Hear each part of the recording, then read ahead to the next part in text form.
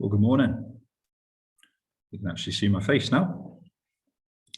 I just thought I'd post another video, give you guys what seemed to be really helpful last time with the lie detector and the ping pong game. So I just thought I had one or two people ask me to continue with the PowerPoint. Thanks for your positive feedback. It's always nice. So this first one is called FINDER. And this is, I think, a great starter activity, either with a new or existing sentence builder. So if that phrase is unfamiliar to you, a sentence builder is really, as the name suggests, it's a table. You go left to right. You just build sentences as you go. It's great for integrating grammar, particularly with your weaker students. They're able to build complex sentences and get lots and lots and lots and lots and lots of repetition.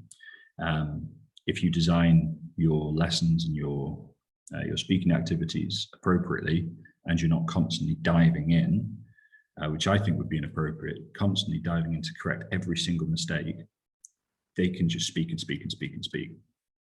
One of the things, I'll probably mention this in a future video, one of the things that I really love to do is get the boys to time themselves. So we've either got some classroom timers, or we will, they'll just have their phones out or their stopwatches, and I'll get them to be really strict every single time. Say in this instance, French. Every time they start to speak French, click the stopwatch on.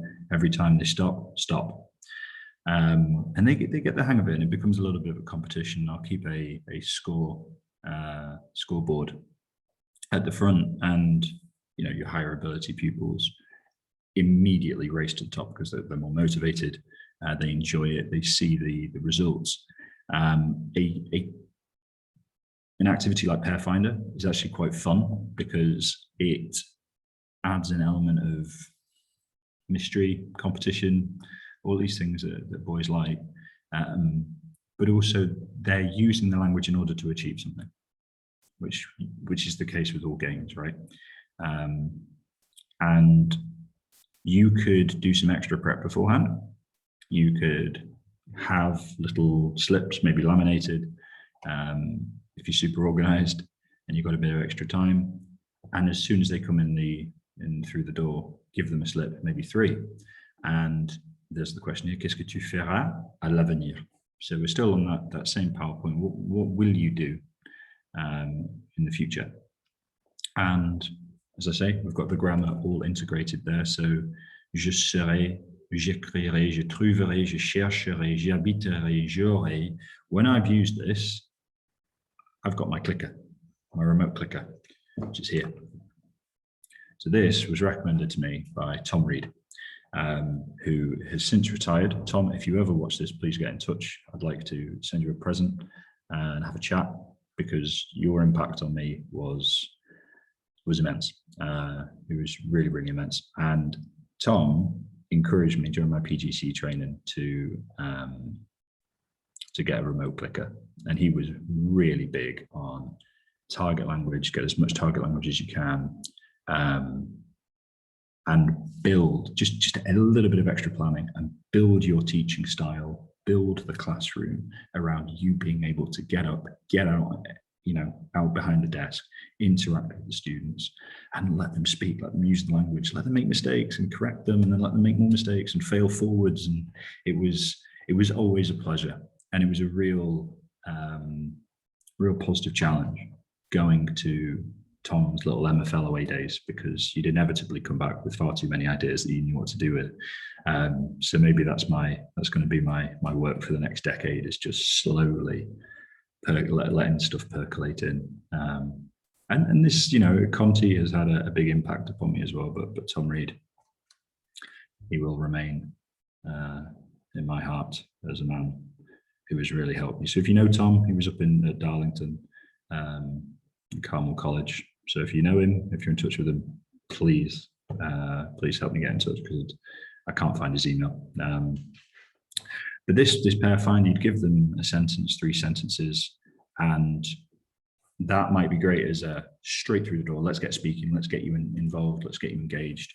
They don't need to write stuff down. That's also good if you've got some troublesome oiks that you need to keep on task. They maybe just need an activity to get into the class and really get engaged. You know your students. So there's the adaptability again. This is low prep. This is flexible. The sentence builders on the board. So again, if you know how to use a sentence builder flexibly, world's your oyster, because you could use this in multiple ways. And again, if you can read the class, also really important with teenage lads, which is my context at the minute. Can't emphasize enough how important it is to just have one or two activities in your back pocket, and a sentence builder is brilliant for that. Even if it's just ski slalom or close your eyes, 5-second wait, dictation game, something like that. The pair finder is really, really simple in that the students need to go around, ask the question, hear the answer. Is that the answer that I've got? No? Okay, great, I'll move on. If I do, fantastic, I win, or I get a point. If you've given them 3 sentences, 3 laminated slips, it's going to be a longer game, maybe it's a bigger class. But that's a great activity. And a good one, I think. If you've got a class that you trust, or maybe you do this in the middle, you might have sat them down, gone through the grammar, had a bit of hands raised, get some questions answered. Again, higher ability classes, often you'll get 1 or 2 absolute grammar nerds. I was one of them, who just love figuring out the nuts and bolts of a language. That might be really good for them. We shouldn't shy away from grammar. I don't think we should, throw the baby out with the bathwater, so to speak. Sometimes grammar is really helpful. At the very least, again, referencing Stephen Krashen, at the very least, so that your students improve their monitor, so they start to notice things and they start to spot, future tense, irregular future, fera, aurait. Okay, I've noticed it. And it's that noticing that just embeds it slowly over time.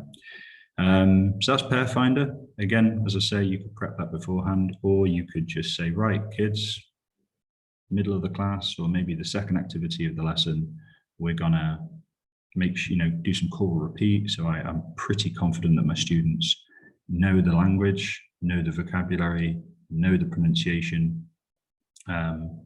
You could have a little writing game as prep for this. If you, again, just 5 minutes prep before a lesson.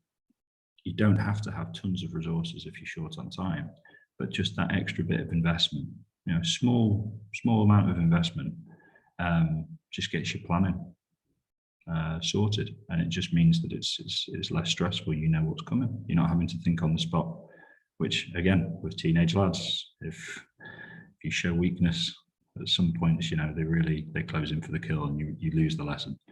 I'm sure many of you know what I'm talking about.